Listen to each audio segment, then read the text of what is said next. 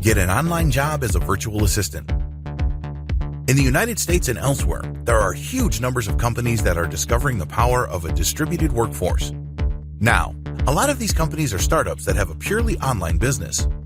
Maybe they have online stores, or they offer some sort of software service available through the web. However, interestingly enough, an increasing number of offline businesses are also turning to the internet for specialized virtual assistant services to help them find new customers, take care of digital paperwork, or do some logistical work like managing appointments, researching clients, and similar tasks. Accordingly, there is a strong demand for virtual assistants. Senior citizens can take advantage of this growing demand. This is especially true of individuals who have worked at an office before. Maybe you were an administrator, or maybe you assisted executives, or you just know your way around an office environment. The tasks involved. Virtual assistants usually just handle administrative tasks. This includes answering emails, scheduling appointments, going to travel websites and buying tickets for executives, as well as setting up all sorts of travel arrangements. Essential requirements. In terms of character traits, you need to be able to work under pressure. The pressure normally comes in the form of a deadline. You also have to have solid critical thinking skills, and you have to be a self-starter. This means you don't require somebody to look over your shoulder. Your boss doesn't have to shake your cage so you can get motivated to work. At the very least, you must be able to deliver what's expected of you at the expected time. Finally, you have to have solid English communication skills. This can't be emphasized enough. You have to write and document what you did for your employer. Now, a lot of times, this is taken care of by project management software.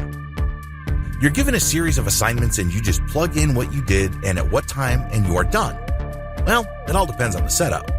Some virtual assistant arrangements are more informal than others, while others require specialized tracking software. In fact, some virtual assistant jobs have a status check software installed on your computer.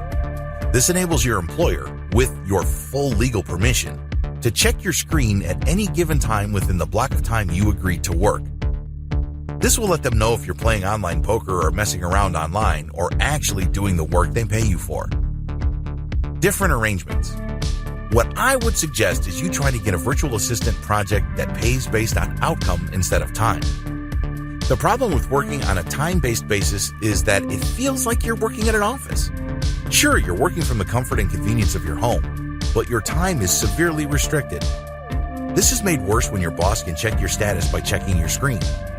By shifting to an outcome-based arrangement, your boss will pay you for results. The results are pretty straightforward in a typical virtual assistant arrangement. Either you set up the appointment, either you looked up the clients and made contact, or you didn't. Either you booked tickets or not. These either-or situations can easily be documented. This way, you don't have to constantly watch over your shoulder and have to worry about some sort of virtual surveillance by your employer. You only need to send them the right reports at the right time.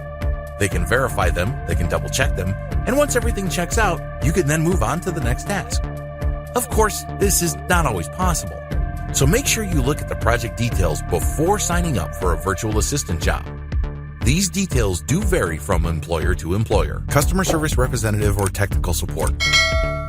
While a large chunk of CSR work moved overseas, there is still a space for senior citizens in the United States to become CSR or call center workers. The key here is specialization. The great thing about inbound sales that requires specialized knowledge is that people are calling in regarding a particular product or concern, and you can easily scale up the interaction so they end up buying something more valuable than what they originally thought. In many cases, they end up buying something when they just called in to ask a question. Types of tasks. Different call center jobs have different configurations. The best paying ones involve some sort of sales. Now, please understand that this doesn't mean that you have to become some sort of used car salesman with all the necessary cheesiness and obnoxious behavior. It doesn't have to be like that.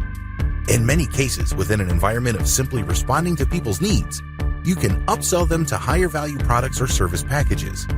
Here are the most common skills required in a customer service environment: resolving issues, answering questions, analyzing the caller's concern and directing that person to the right resource, doing analysis and listening to the customer at the same time, documenting the interaction, listening to the customer and analyzing their actual needs, meeting quality standards, solving problems, knowing product issues, knowing marker concerns, basic phone skills. The key to making money as a specialized call center agent If you are based in the United States and you're a senior citizen looking to make money as a call center agent, the key is to know your stuff backwards and forwards. When somebody calls and they realize that you really know your stuff and you can help them solve their problems, it's very easy to upsell them. Since you get paid based on commission, you can possibly earn lots of extra cash being a specialized upsell call center agent. How? People call in for customer support, you solve their issues, then try to sell on a related service package.